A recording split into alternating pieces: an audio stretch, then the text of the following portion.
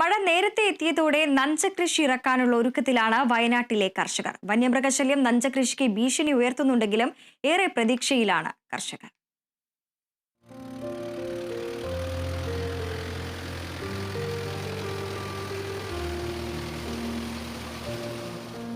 പുഞ്ചക്കൊയ്ത്ത് കഴിഞ്ഞ പാടങ്ങൾ ഇനി നഞ്ചകൃഷിക്കായുള്ള ഒരുക്കത്തിലാണ്. ഇത്തവണ മഴ നേരത്തെ എത്തിയതും നഞ്ചകൃഷിക്ക് അനുഗ്രഹമായിരിക്കുകയാണ്.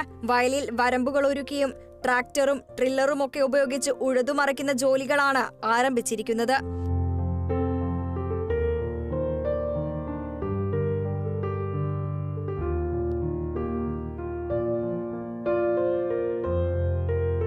വിത്ത് വിതച്ചും ഞാറ്റടികൾ തയ്യാറാക്കിയുമാണ് നഞ്ചകൃഷി ചെയ്യുന്നത്. പലയിടങ്ങളിലും ഞാറ്റടികൾ തയ്യാറാക്കാനും കർഷകർ വിത്തിറക്കി തുടങ്ങിയിട്ടുണ്ട്.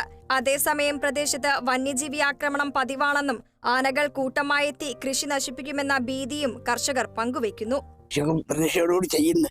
പിന്നെ ആനശല്യമൊക്കെ ഇല്ലാതിരുന്ന രക്ഷപ്പെട്ടു. കഴിഞ്ഞ പ്രാവശ്യം ആന വന്ന് വയലിലിറങ്ങി ഓടിച്ച് അന്ന് പിന്നെ പുഞ്ചകൃഷി കൊയ്തുകൊണ്ട് രക്ഷപ്പെട്ടു. അല്ലേ അതും പോയുമായിരുന്നു. വെള്ളം എല്ലാ സ്ഥലത്തും ഇപ്പം ഉണ്ട്. ഇത് ഈ തോതിലാണ്. ഇപ്പം കാലവർഷം ഒന്ന് മാറ്റം വന്നാൽ വെള്ളത്തിന് ലേശം ബുദ്ധിമുട്ടൊക്കെ ഉണ്ടോ. കരക്കണ്ടങ്ങളിൽ വെള്ളം ഇല്ലാതെയായി തുടങ്ങി. ഇപ്പം തന്നെ വനത്തിനോട് ചേർന്ന് കിടക്കുന്ന പ്രദേശമായതിനാൽ കാട്ടാനയടക്കമുള്ള വന്യജീവി ശല്യം നെൽകൃഷിക്ക് വെല്ലുവിളിയാണെങ്കിലും ഇത്തവണയും ഏറെ പ്രതീക്ഷയോടെയാണ് കർഷകർ നഞ്ചകൃഷിക്കായി ഒരുങ്ങുന്നത്. മിഥുനമാസത്തിൽ തന്നെ നഞ്ചകൃഷി ഇറക്കാനാകുമെന്ന പ്രതീക്ഷയിലാണ് കർഷകർ. Kerala vision news, Wayanad.